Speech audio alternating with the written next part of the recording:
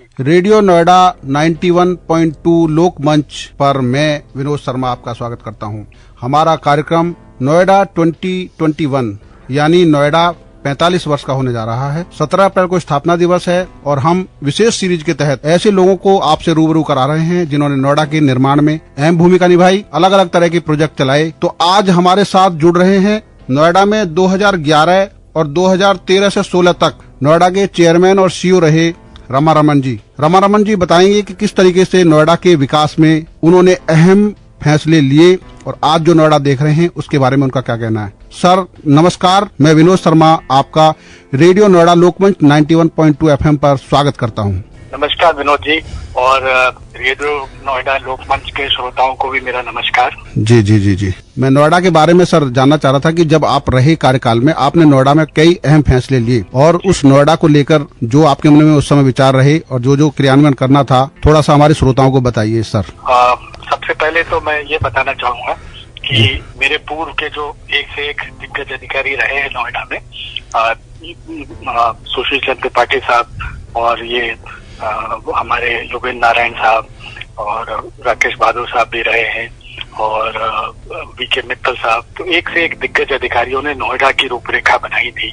नोएडा का ब्लूप्रिंट, चाहे शासन में रहते हुए या नोएडा में पदस्थापित रहते हुए, जो ब्लूप्रिंट उन्होंने बनाया था, बेसिकली मैंने उसको ही आगे बढ़ाया और उसको उन्होंने जो सपना देखा था नोएडा के लिए, उसमें धीरे धीरे रंग भरने का मैंने काम किया। हालांकि जिस दौरान मैं आया था थोड़ा डिफिकल्ट टाइम था।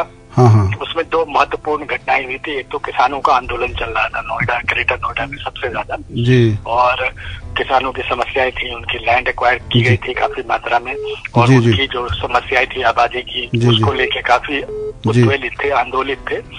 तो किसानों से बात करके, उनके गांव में जा करके, किसानों के बीच बैठ करके, उनकी गालियां सुन करके, उनकी भावना को समझते हुए हमने पूरी कोशिश की कि उनकी समस्याओं का समाधान हो, उनकी आबादी की समस्या का समाधान हो, वो जो एक बहुत ही विकास के लिए, तभी विकास का रास्ता आगे बढ़ पाता, नहीं तो विकास के कार्य ठप हो गए थे। और जब किसानों को भरोसा हुआ कि जो अधिकारी हैं उनकी बात सुनेंगे, उनकी बात जो उनसे समझौता होगा, जो बातचीत होगी, उस पर वो अमल करेंगे, तो उन्होंने धीरे धीरे आंदोलन का रास्ता खत्म करके सहयोग करना शुरू किया। दूसरी जो सबसे बहुत महत्वपूर्ण घटना उस समय हुई थी, उस समय सुप्रीम कोर्ट के आदेश के अंतर्गत, सिंघवी साहब का आदेश था, जिसमें जो भी जमीन एक्वायर की गई थी अर्जेंसी क्लॉज के अंतर्गत, उन्होंने उसे नल एंड वॉइड घोषित कर दिया था।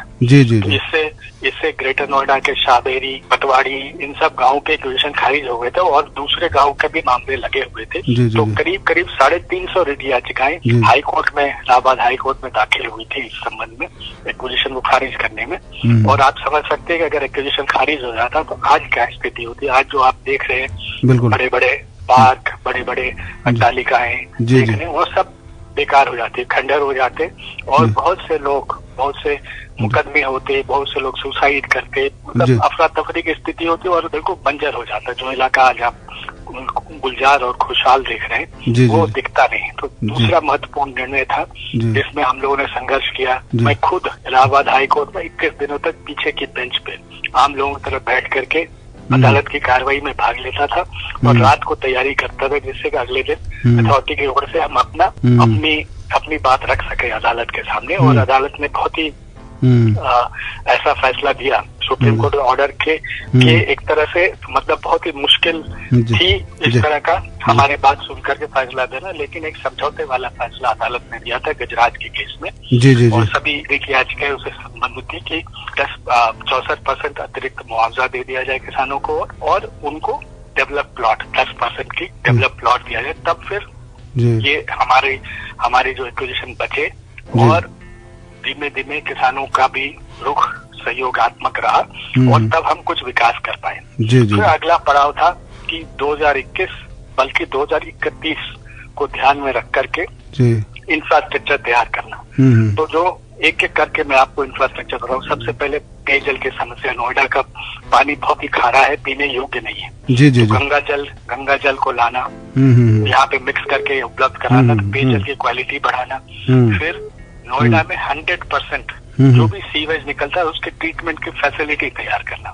जो जो सीवेज ट्रीटमेंट प्लांट, हम जितनी हमारी सीवेज निकलता उससे ज्यादा की कैपेसिटी हम लोगों ने तैयार की। जी। फिर सबसे बड़ी समस्या थी ट्रैफिक की। हाँ। तो उसके लिए जो आप एलिवेटेड रोड कॉरिडोर देखते हैं, तीनों पे हम लोगों ने प्लान किया, MP1, MP2, MP3। और सबसे एक साथ चूंकि बन नहीं सकते थे, बन जाता तो पूरा नोएडा ठप हो जाता, तो एक एक करके बनाना शुरू किया। मेरे टाइम पे MP1 पे फ्लाईओवर वो एलिवेटेड रोड बन गया, तो उससे आप देख सकते हैं कितनी समस्या का समाधान हुआ ट्रैफिक का। जी। और पार्किंग बनाई, पार्कों के अंदर अंडरग्राउंड पार्किंग, फिर 7,000 की कैपेसिटी का बोटैनिकल गार्डन पे पार्किंग, फिर सेक्टर 18 में करीब 4,000 की कैपेसिटी की पार्किंग की सुविधा। फिर इसके अलावे कालिंदी कुंज पे जाम लगता था हमेशा, तो कालिंदी कुंज पे यमुना पे जो एक एडिशनल ब्रिज बनाना। जी। मेट्रो को एक्सटेंड करना, वहाँ सेक्टर 62 तक, ग्रेटर नोएडा तक मेट्रो को एक्सटेंड करना।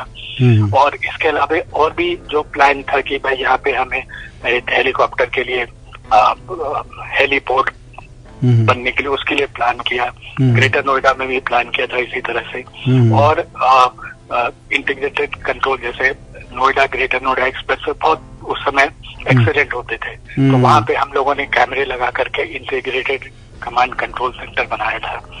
तो ये सब ऐसी चीजें हैं जो कि जिनको हम कह सकते हैं कि उस समय की उल्लेखनीय उपलब्धियां थी। फिर किसानों की सुनवाई के लिए, इंडस्ट्रियलिस्ट की सुनवाई के लिए, और भी जो आम लोग हैं जो रेसिडेंट्स हैं उनकी सुनवाई के लिए, वो ऑनलाइन हम लोगों ने सिटीजन चार्टर की सुविधा वो तैयार की थी। और ये मैं रोज सुबह 10 बजे मॉनिटर करता था, कितनी शिकायतें आई, कितनी समाधान हुआ।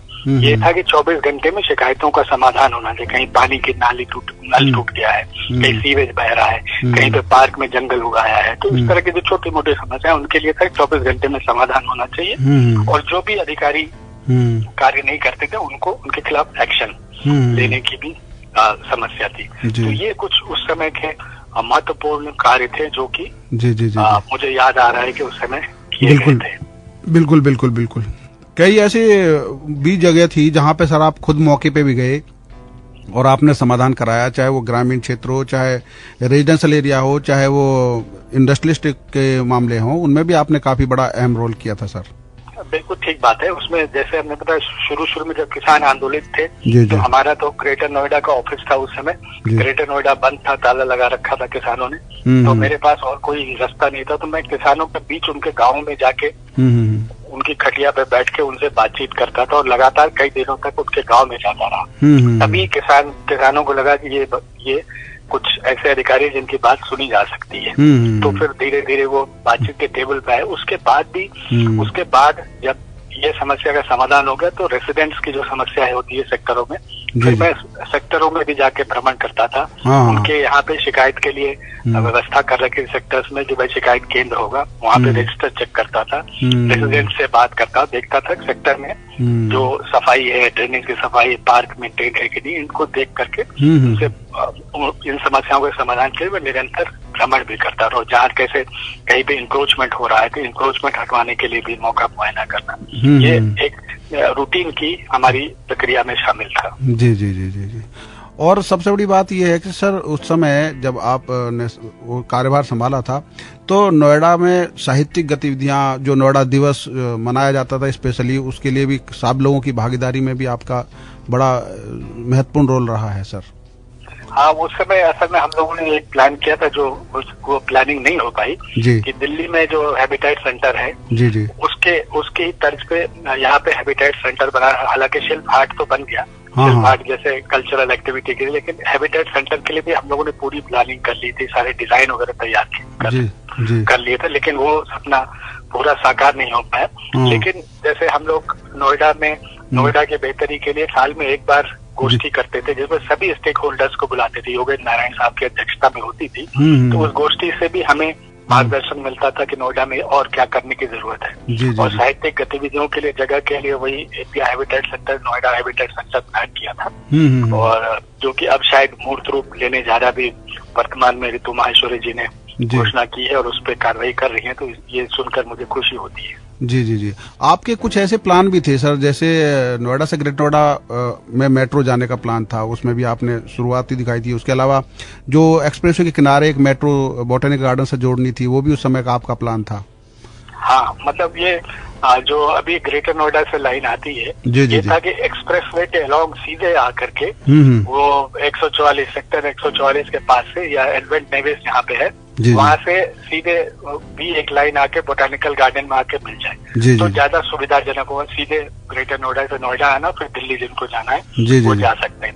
इसके अलावा एक आर्म ये था कि सेक्टर 71, 51 वाली क्रॉसिंग से ग्रेटर नोएडा वेस्ट की तरफ की लाइन भी इधर से जाके जुड़ जाए, तो वो सर्कुलर हो जाए, ग्रेटर नोएडा वाली मेट्रो लाइन पूरी सर्कुलर चले। जी जी जी। ये भी प्लान के अंदर था, जो कि मेरा ख्याल आगे वो उसकी जरूरत है, तभी राइडरशिप बढ़ पाएगी।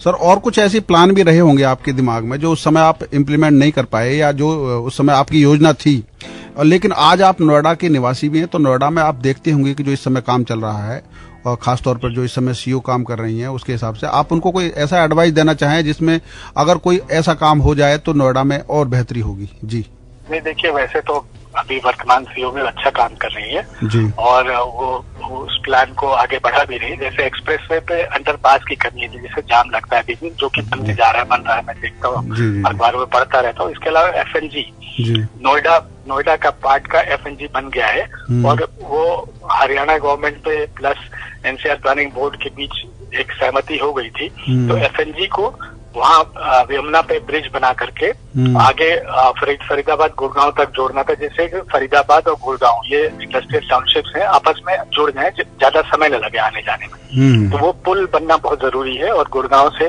कनेक्टिविटी के लिए जो हरियाणा के जो कंसर्न अधिकारी हैं उनके साथ तालमेल बना करके वो लिंक जोड़ना बहुत जरूरी है। इसके अलावा यमुना पे आगे 5 किलोमीटर आगे भी एक पुल प्लान था, तो नोएडा की कनेक्टिविटी, जो जाम लगता है ना एक पे ही, जो DND पे या कालिंदी गुंज पे जो इतना प्रेशर है, वो आधा हो जाएगा प्रेशर, अगर आगे 2 पुल और बन जाए तो।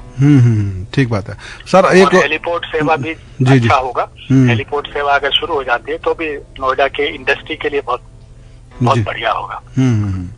अब जैसे सर, जिस तरह ईस्टर्न पेरिफेरल एक्सप्रेसवे बना है, ऐसी बाहर से बाहर जो मेट्रो है, इस समय मेट्रो को नोएडा से या ग्रेटर नोएडा से फरीदाबाद के जोड़ने के लिए गाजियाबाद से तो जुड़ी रही है, और फरीदाबाद की गुड़गांव से जुड़ रही है, लेकिन नोएडा से फरीदाबाद के लिए अभी मेट्रो नहीं जुड़ रही है।